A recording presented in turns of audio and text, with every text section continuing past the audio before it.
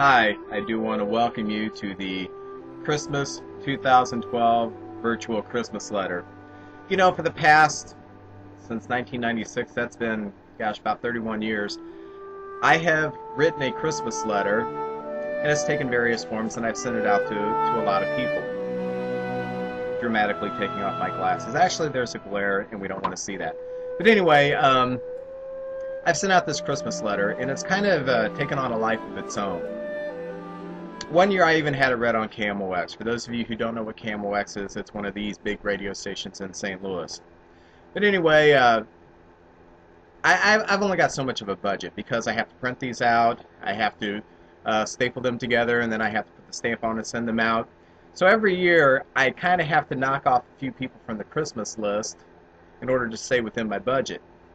Well, that kind of gets a few people agitated. So what I've decided to do this year is take advantage of the technology we have. We have the internet. It has been around for at least 3 or 4 years. I know how to use it, so I'm making my Christmas card virtual this year. You're going to find out all the neat things about my family that you always do, but you're going to find it out in video form. You get a look at my gorgeous mug. Yes, isn't that beautiful? And I'm going to tell you everything that's going on with my kids and my wife and my life. I am coming at you from my basement office. As you can see, this is the office. It's in my basement. It is still under construction. I've got some walls up. This is the back wall, the concrete wall. And above my head here, you see a derelict gas pipe. And it's not a snake attacking my shoulder. But eventually the derelict gas pipe might come out, but it's not going to come out from me because that sounds an awful lot like work, and you know, I don't want to do anything like that. So, let me also say, if you do miss the written Christmas letter, it's okay.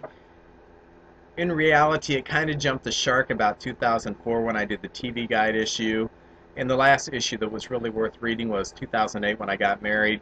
Since then, I have just been coasting. So, I may be coasting now, I don't know, this is kind of off the cuff.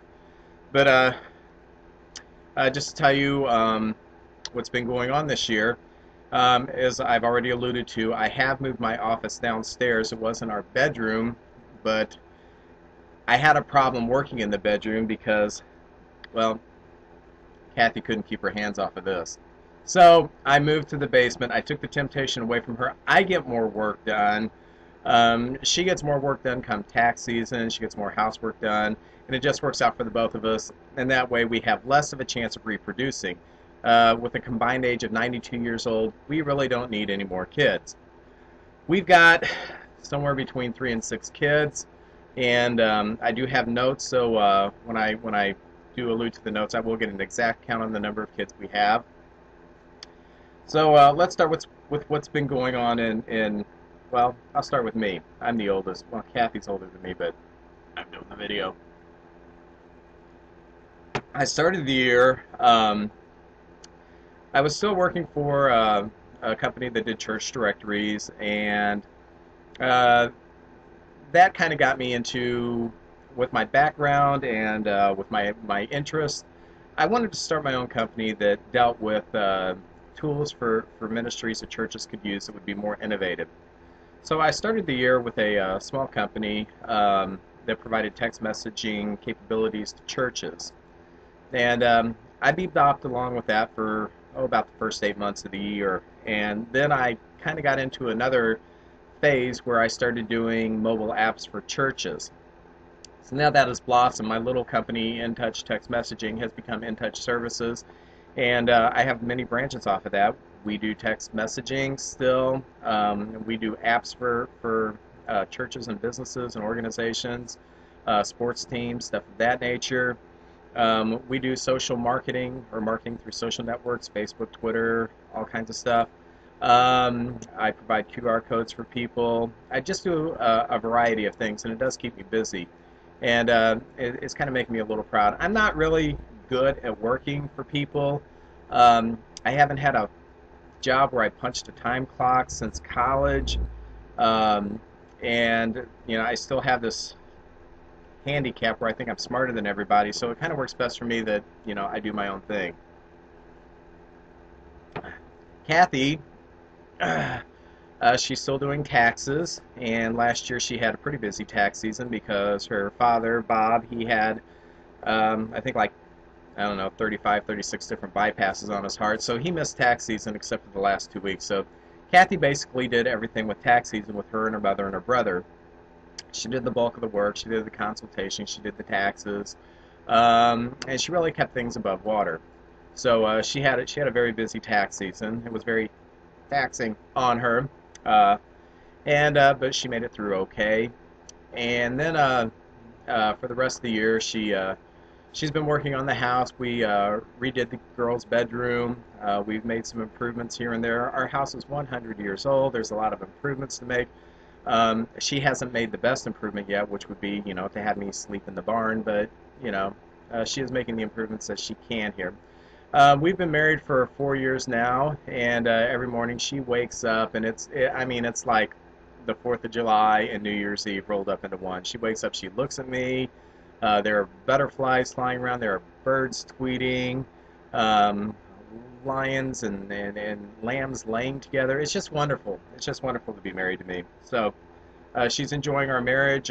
She's enjoying our kids, and most of all, she's enjoying me, which is why I had to move down to the basement because she enjoys me a little bit too much.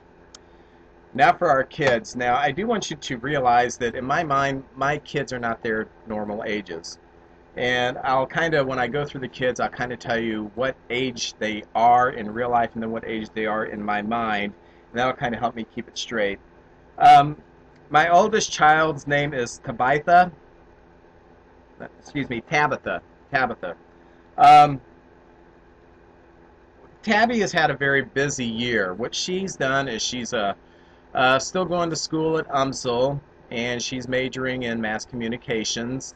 And she's done some very innovative work in her studies, putting together short movies and stuff of that nature. Um, this fall, she started her internship, her senior internship, where she is working on the uh, production team that does the stuff for the St. Louis University Billikens basketball game. She works basketball games, she works women's basketball, she works volleyball. She's worked concerts. She worked the Def Leppard Poison concert. She worked the Fish concert. So she gets to do a lot of cool stuff. And basketball season started, and simultaneously Rick Majerus passed away. And I think that's more than a coincidence that Tabitha is doing SLU basketball games and Rick Majerus has passed away. We may need to look into that. Tabitha is 22 in real life now. In my mind, she's still about 13, and that kind of gets me through the day. Um, when she graduates, hopefully she'll be able to stay on with the company that she's doing her internship with. If not, there's other possibilities that she can go out there. And she's really blossomed the last couple of years in her field, and I'm so glad a few years ago she decided she was going to scrap psychology, and that it wasn't necessary for her to figure out what was wrong with me, and that she could go do what she wanted to do. My second oldest, her name is Rebecca. Um, she's a girl, and she plays the piano. And Rebecca has been playing the piano for about 3 years now, and she's become quite good. In fact, she's become extraordinary.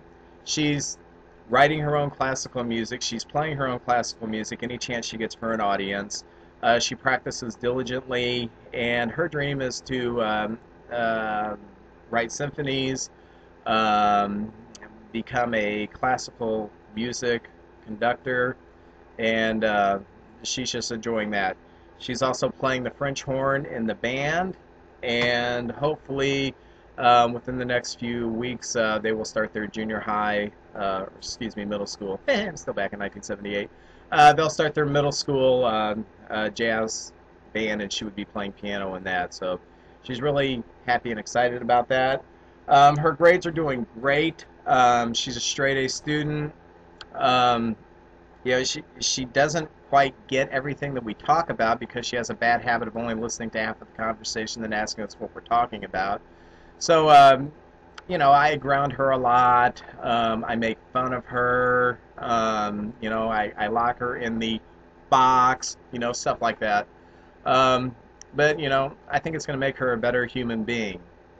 Um, Next in line is Evelyn. And Evelyn is blonde and she's petite and she looks nothing like me.